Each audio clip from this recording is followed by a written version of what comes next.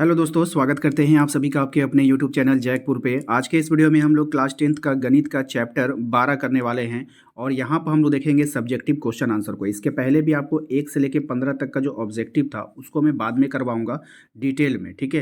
तो अभी हम लोग पहले सब्जेक्टिव को देख लेते हैं, समझ लेते हैं और ये इसका पार्ट 1 होगा। इसके बाद पार्ट 2, पार्ट 3, पार्ट 4 इस तरह से वीडियोज़ आता रहेगा ताकि आप लोगों का वीकली टेस्ट का भी तैयारी हो जाए और आपके फाइनल एग्जाम के लिए भी तैयारी हो जाए। तो वीडियो काफ़ी इंपॉर्टेंट होने वाला है, शुरू से लेकर अंत तक बने रहिएगा। और यदि आप हमारे चैनल पे पहली बार आए तो चैनल को सब्सक्राइब जरूर कर लीजिए ताकि इस तरह के वीडियो का नोटिफिकेशन आपके मोबाइल पे आए और शाम को लाइव क्लास का नोटिफिकेशन भी आपके मोबाइल पे जा पाए। तो चलिए देखते हैं क्या है हमारा पहला सवाल आज के इस क्लास का। सबसे पहले सवाल में कह रहा है कि व्यास डी वाले वृत्त का परिमाप क्या होगा। यहाँ पे सिंपल है, एक वृत्त है, ठीक है, सिंपल एक वृत्त है और उसका व्यास जो है वो डी है। आपको बोला इसका परिमाप बताइए, तो परिमाप बराबर जो फॉर्मूला होता है वो पाई डी होता है। याद रखिएगा, ये काफ़ी इंपॉर्टेंट है सवाल, ठीक है, और इसका आंसर काफ़ी छोटा है, इसको अच्छे से याद कर लीजिएगा। 17 नंबर सवाल में देखिएगा, यहाँ पे आपसे कह रहा है कि एक वृत्ताकार खेत पर 24 रुपया प्रति मीटर की दर से बाड़ लगाने का व्यय 5280 रुपया है, तो बाड़ की लंबाई ज्ञात करें। सुनिए मेरा बात, कह रहा है कि एक वृत्ताकार खेत है, ठीक है, सिंपल है, यहाँ पे समझिए एक खेत है जो वृत्ताकार में है। अब कह रहा है कि 24 रुपये प्रति मीटर की दर से बाड़ लगाने का व्यय 5280 रुपया है, तो बाड़ की लंबाई ज्ञात कीजिए। तो बाड़ जो आप लगाओगे, आप इसका जो बाउंड्री करोगे, मान लो तार से घेरोगे, तो किनारे किनारे ना घेरोगे, इसी में ना घेरोगे, बोलो हाँ, इसी में घेरोगे। तो 24 रुपया प्रति मीटर, 1 मीटर का 24 रुपया, फिर 1 मीटर बढ़ोगे तो 48 रुपया हो जाएगा, फिर 1 मीटर और आगे जाओगे तो 72 रुपया हो जाएगा। तो ये कितना मीटर है ये आपको बताना है, ठीक है। लेकिन वो आपको पैसा दे दिया है कि इतना रुपया खर्चा हुआ है, तो जितना रुपया टोटल आप खर्चा किए हैं उसको अगर 24 रुपया 1 मीटर का दाम है उससे हम भाग दे देंगे तो कितना मीटर है वो निकल जाएगा। तो सिंपल आपको यहीं पर वही किया है कि बाड़ की लंबाई यहाँ पे कुल अमाउंट बटे 24 कर दिया, इसको डिवाइड करोगे तो ये कट करके आंसर आ गया कितना, 220 मीटर हो गया, ठीक है। तो बहुत से लोगों को जो है इसको कटाने में दिक्कत होता है, तो सिंपल है ना, इसको आप तोड़ तोड़ के कटा सकते हो। जैसे ये 52 है, 80 है और नीचे कितना है 24 है, तो 200 पहले कटाओ 12 बार में, 2 दूनी 4, सॉरी 2 दूना 4, यहाँ पे बचा 1 2, 2 6 के 12, ठीक है, 2 चौके 8, कट गया।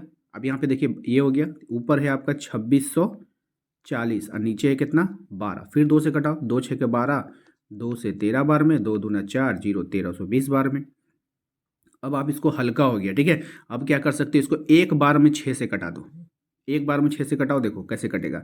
6 दूनी 12, यहाँ बचेगा 1, फिर यहाँ पे 2 बच गया, तो फिर 6 दूनी 12, 0 है 220, आ गया 220।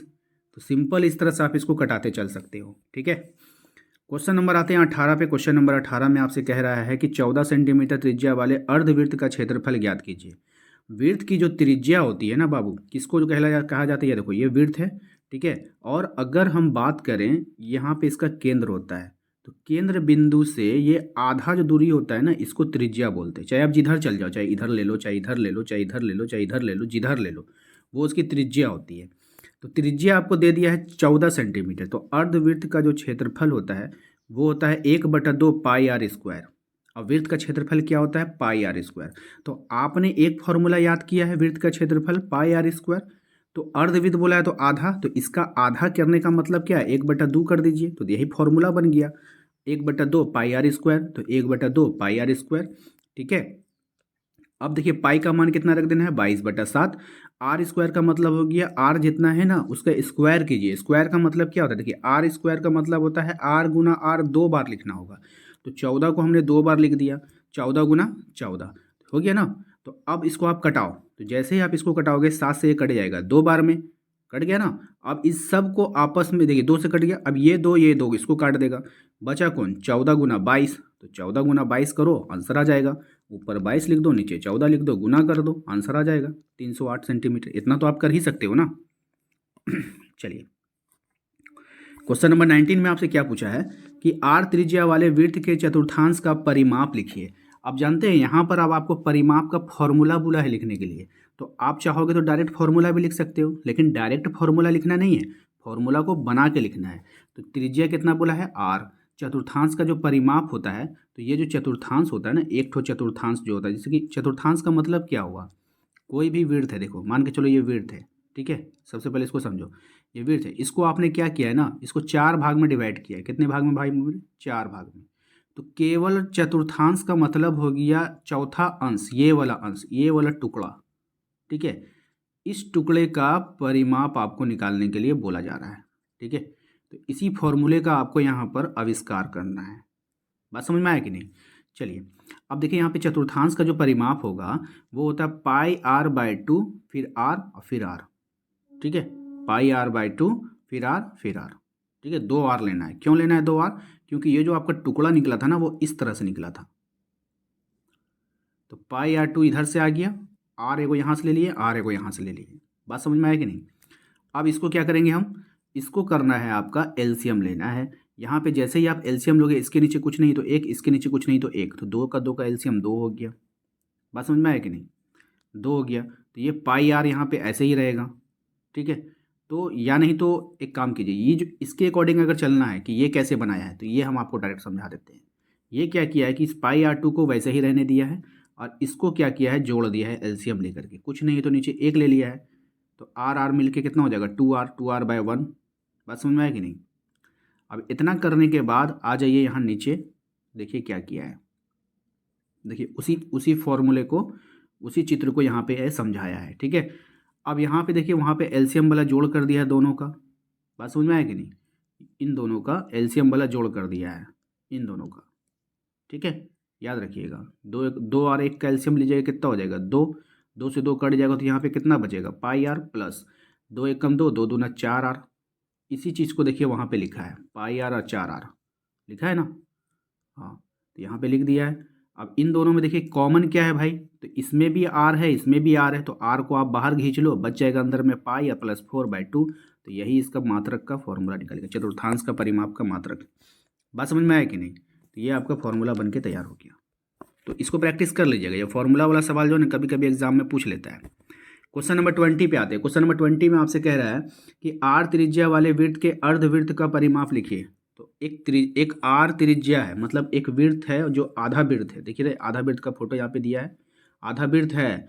अर्धवृत्त का परिमाप लिखिए। तो अर्धवृत्त का जो परिमाप होगा बाबू मेरे, सबसे पहले तो अभी आपको पता था कि इसका हम लोग क्या लिखते हैं, पाई आर लिखते हैं। और इसको ये आधा का आर, ये आधा का आर इधर है तो 2 आर जोड़ देंगे। परिमाप का मतलब क्या होता है पता है? परिमाप का मतलब होता है पूरा का पूरा बाउंड्री, पूरा बाउंड्री यहाँ से ले लो। तो ये आपको तो पता है ना, इसके लिए हम लोग क्या लिखते हैं, इस बाउंड्री के लिए हम लोग क्या लिखते हैं, पाई आर लिखते हैं। लिखते हैं ना भाई, क्या लिखते हैं, पाई आर लिखते हैं। और ये क्या हो गया आर, और ये क्या हो गया आर, तो आर आर मिल के कितना हो जाएगा 2r। तो पाई आर प्लस 2r, दोनों में कॉमन देखो क्या है, आर कॉमन है तो आर को बाहर लो, पाई प्लस 2 मात्रक, यही हो गया आपका। तो अर्धवृत्त का परिमाप का फॉर्मूला निकल गया। ये सब फॉर्मूला बन भी रहा है, ध्यान रखना। अगर मान के चलो कभी फॉर्मूला आप लोग भूल गए तो आपको अगर इसका प्रैक्टिस रखोगे तो फॉर्मूला हमेशा याद रहेगा, ठीक है। क्वेश्चन नंबर आता है 21 पे बाबू। 21 में आपसे कह रहा है कि आर त्रिज्या वाले वृत्त के अर्धवृत्त का क्षेत्रफल निकालिए। तो अर्धवृत्त का क्षेत्रफल होता है बाबू पाई आर स्क्वायर। तो अर्ध का मतलब क्या हो जाएगा आधा, तो इसको आधा का स्क्वायर कर दो, वर्ग मात्रक लगा दो, ठीक है। चलो क्वेश्चन नंबर आता है 22 पे। क्वेश्चन नंबर 22 में आपसे कह रहा है कि डी व्यास वाले वृत्त के अर्धवृत्त का क्षेत्रफल लिखिए। व्यास डी है, कुछ नहीं करना है। देखो जिसका डी, व्यास का मतलब क्या हुआ, यहाँ से यहाँ, इसी को अंग्रेजी में डी बोलते हैं। तो व्यास डी है, त्रिज्या क्या हो जाएगा, तो d/2, यानी डी का आधा, त्रिज्या क्या हो जाएगा d/2, जिसको हम लोग आर भी लिखते हैं। तो अर्धवृत्त का जो क्षेत्रफल होता है वो क्या होता है, हम लोगों को पता है कि अर्धवृत्त का जो क्षेत्रफल होता है ना वो हाफ पाई आर स्क्वायर होता है। तो हाफ लिखेंगे, पाई की जगह में पाई रहने, आर का जगह में क्या लेंगे d/2 लेंगे, क्योंकि व्यास डी था। तो d/2 करेंगे, त्रिज्या का जगह हम स्क्वायर कर देंगे। बात समझ में आया कि नहीं? अब देखिए यहाँ पे क्या होगा कि ये हाफ तो ये रहेगा ही, यहाँ पे शॉर्टकट मारा, आपको शॉर्टकट नहीं मारना है, याद रखिए, इसीलिए हम इसमें समझा रहे हैं। हाफ हो गया। अब देखिए पाई हो जाएगा, और देखिए डी का स्क्वायर का मतलब क्या हो जाएगा, डी का स्क्वायर, और ये हो जाएगा 2 दूना 4 होगा ना बाबू। अब बराबर करके ईट वाला लिखना है, 4 दूना 8 हो जाएगा, अब पाई डी स्क्वायर हो जाएगा।